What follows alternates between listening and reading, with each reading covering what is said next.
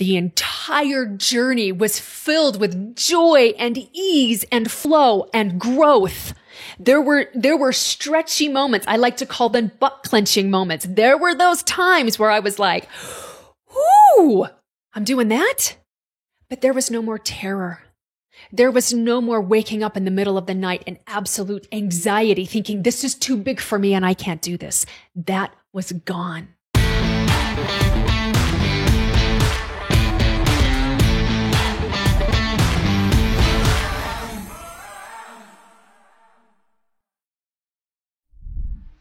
It was March of 2019.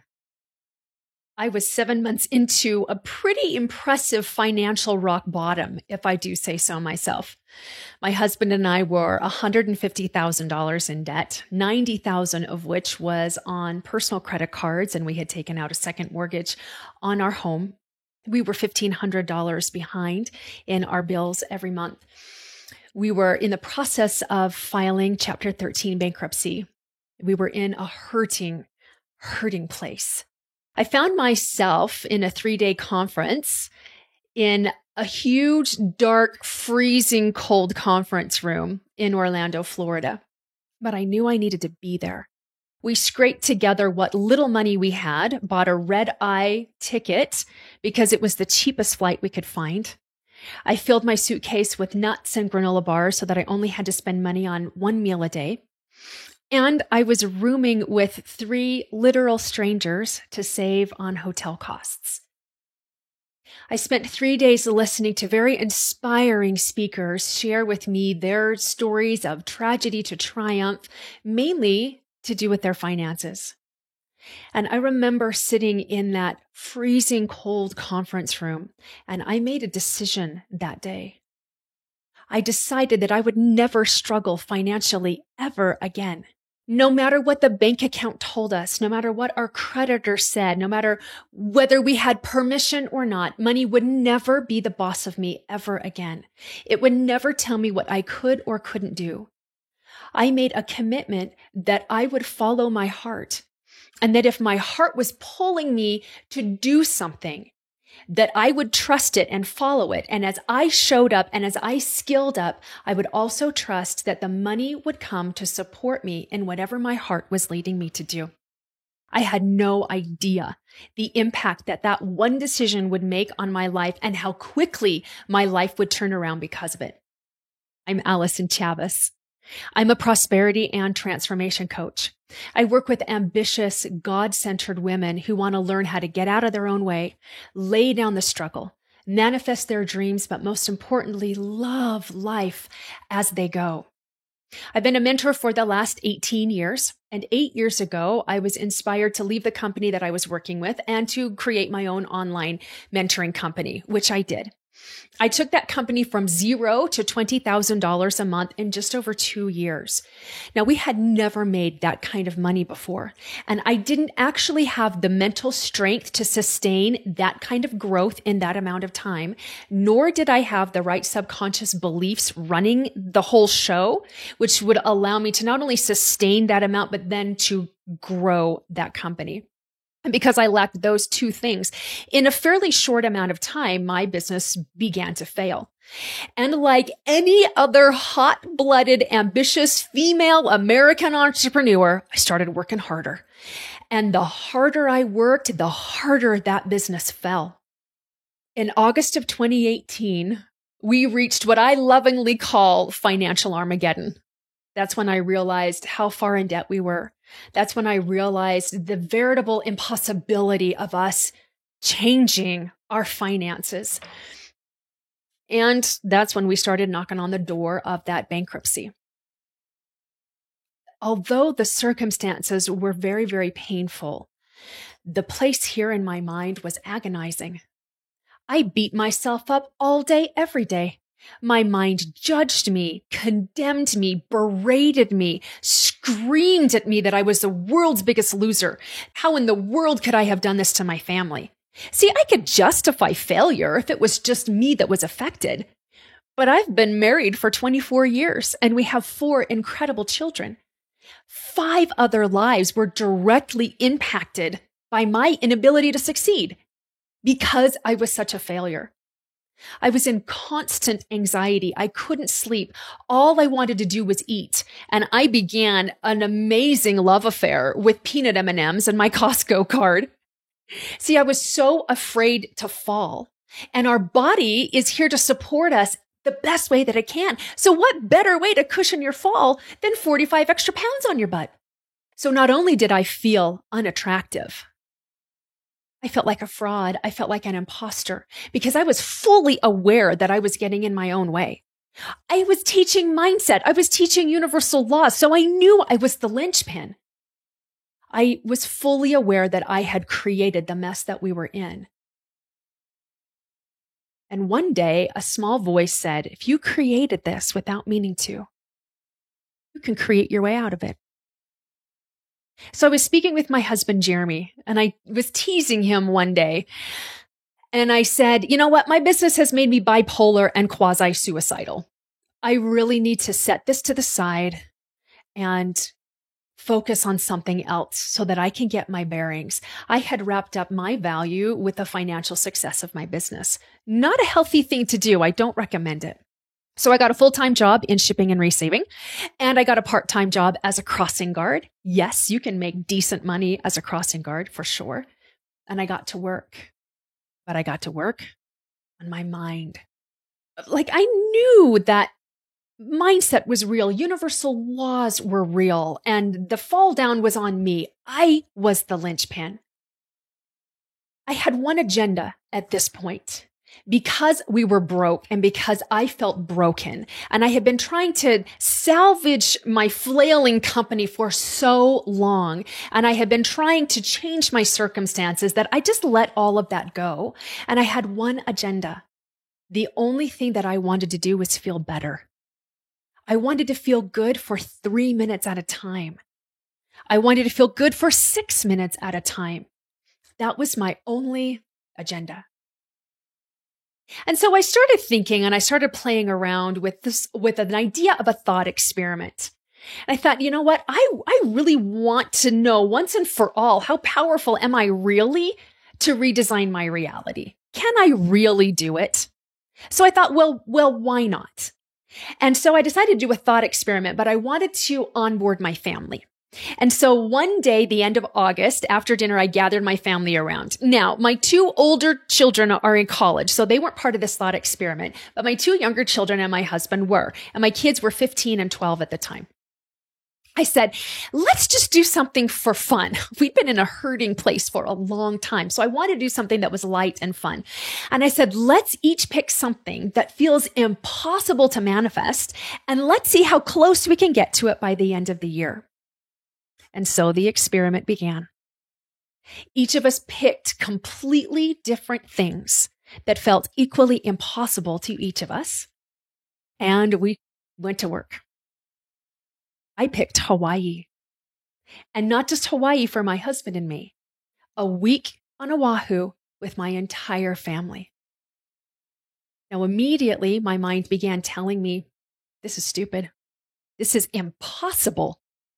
Not only is it stupid and impossible, it's actually quite irresponsible and reckless. And what are people going to say? What are people going to think? I had shared with my daughter's dance teacher and her piano teacher some of our financial situation. We just couldn't afford to keep her in lessons any longer. But because these women are so good and so kind, her dance teacher gave her a scholarship.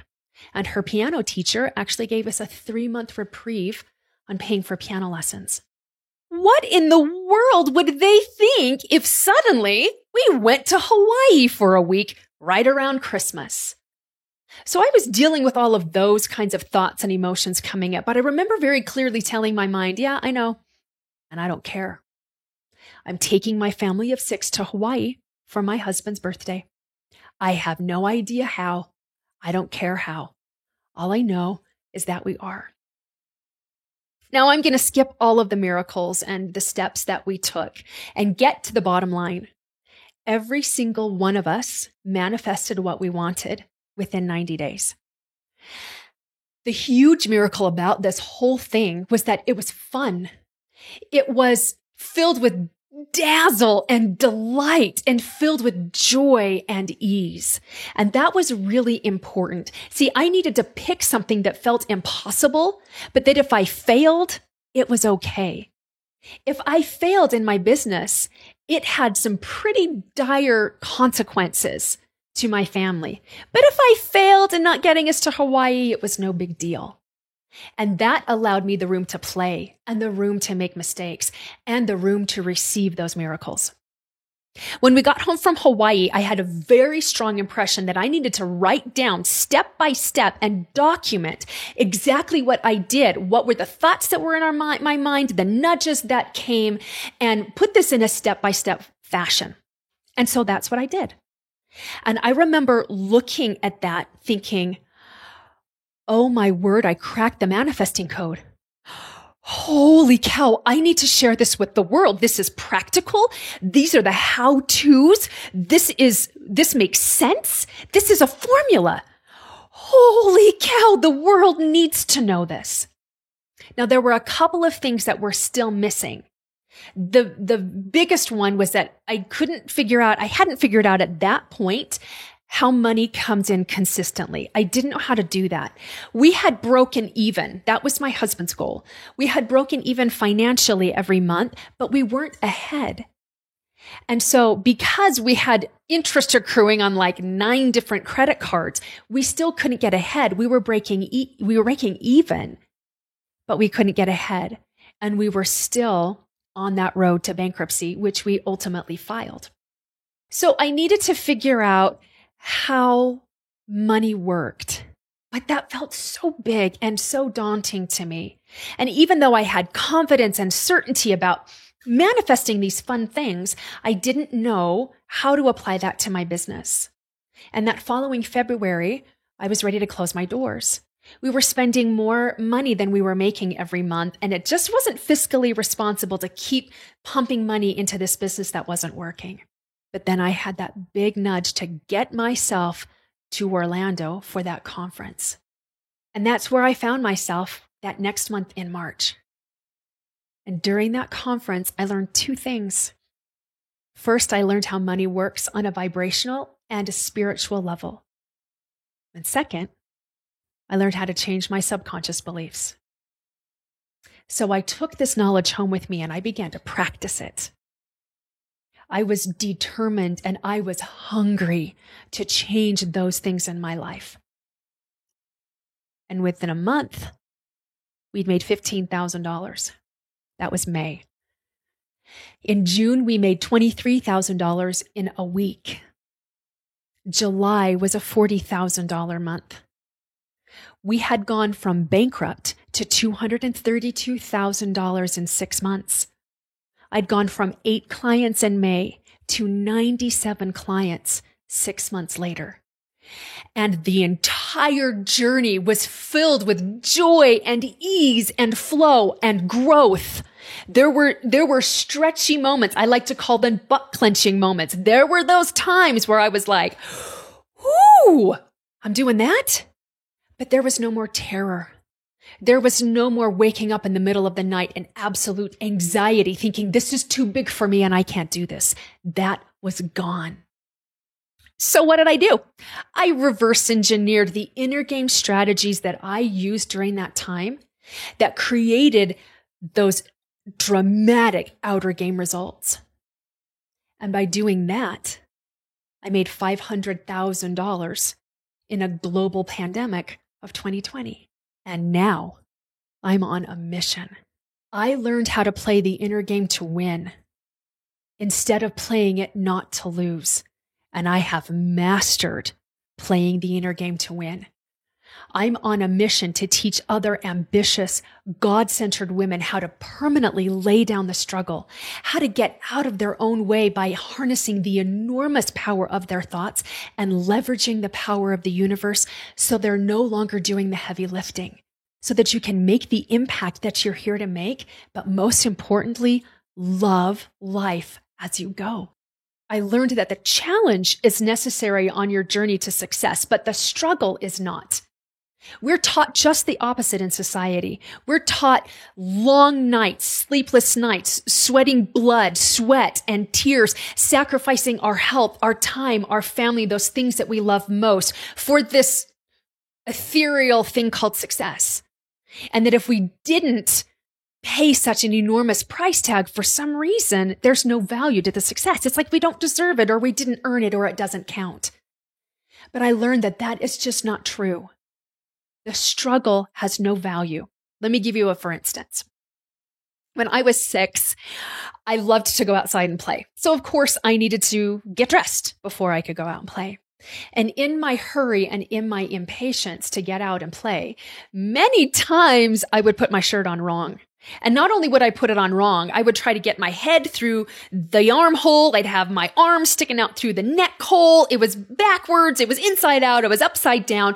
And the more I struggled trying to fix that shirt, the tighter it got, the more panicked I became. In fact, I remember one time in particular, in my hurry, there was this soft voice in the back of my head saying, "Hey, why don't you just take the shirt off and try again?" And I remember thinking, no, I got this. I can figure this out. But the more I struggled, the more I panicked, the tighter that shirt became. And I was thinking, oh my gosh, I'm never going to get out of this. This is never going to change. How am I going to do this? And it wasn't until my mind said, stop. Take a breath. Get your bearings. Figure out where you are. Let's take the shirt off, turn it around. Put your head through the neck hole, get your arms through the armhole, pull it down. In less than 3 seconds, I was off and playing. There was no value in that struggle, but there is enormous value in challenge. We're wired for challenge. It's why we say challenge accepted. It's why we rise to the occasion. And I am on a mission. I am here to end the struggle and bring joy to the lives of millions of women around the globe. I'm here to teach women how to break those generational chains, the chains of scarcity and lack and not enoughness, which has nothing to do with how much money is in your account, but absolutely everything to do with getting out of struggle so that you can naturally grow into who you are, into who you came to be. I'm here to end the struggle and bring joy to the lives of millions of women around the globe. Welcome to the Prosperity Approach.